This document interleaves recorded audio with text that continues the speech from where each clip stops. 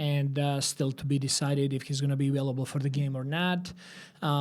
Quickly is out. David Mitchell is back from illness. Bruno Fernando is available as well. And who am I missing? And RJ Barrett with illness, he's going to be out as well. Just building on kind of what you talked about yesterday at practice, going into a game like tonight, does it feel a bit like a David and Goliath situation, or kind of what do you focus on to, I guess, approach a team as dominant as Boston? They're an amazing team, but I don't look at it in those terms. I'm really focusing on us, and we had very good and productive video session yesterday and this morning, and we identified areas of our game that we need to focus on and improve. And a big part of that is how we're going to limit the number of our turnovers and how we're going to improve our defense. So that has to be on my mind, and that's on the mind of our team, and that's how we want to approach. And what better team to play against than Boston Celtics to see those improvements and gains. Jakob had a huge game in the last time these two teams played. They threw a couple different defenses at him. How is he able to beat different defensive looks the teams are? I mean, Jakob is a player that he has a lot of experience playing in this league. He's seen it pretty much all in this league. He's somebody who can find really good play in when he's playing in pick and rolls, but also he's very good connector with us. When we play through him, he finds other guys. He's finding opportunities for guys to get easy points, layups, but also for him to get closer to the rim and finish with his floaters and his package around the rim.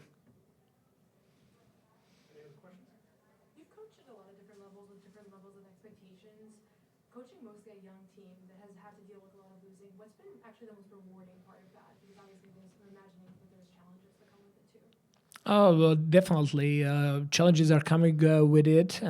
It's not for everybody. When you work with a young team, you gotta constantly bring a positive energy. You gotta constantly focus on small improvements and then gains. You gotta see the big picture. We know that this is going to be our year one of rebuild, and we know what we signed up for. We know that we need to play young guys.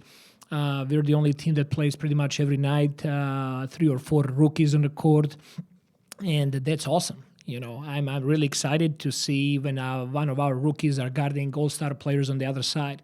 At the moment there might be disadvantage, but what regular fan cannot see is the investment that we're making for those guys to learn, to go through those experiences, to grow.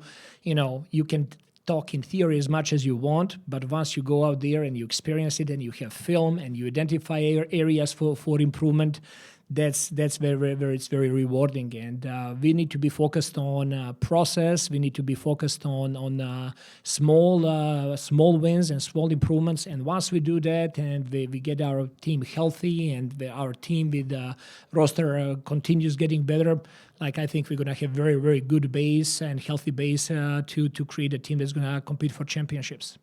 Coach, just going back to this afternoon's game, Boston, they're one of the best in the league in terms of three-point shooting. Obviously, so I think they're hitting a bit of a rough stretch, but typically they're really great. Obviously, this has been an area of weakness for the Raptors, you just putting up the numbers of three-point shots.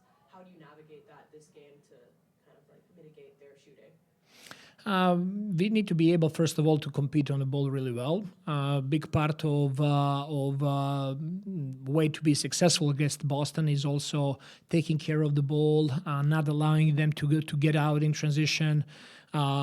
They're going to take big number of threes no matter what. So the question is how hard we're going to make it with them, the level of contestedness of those shots. And then we got to be able to finish our possessions with defensive rebound and not allow them to have second chance opportunities. Thank you, guys.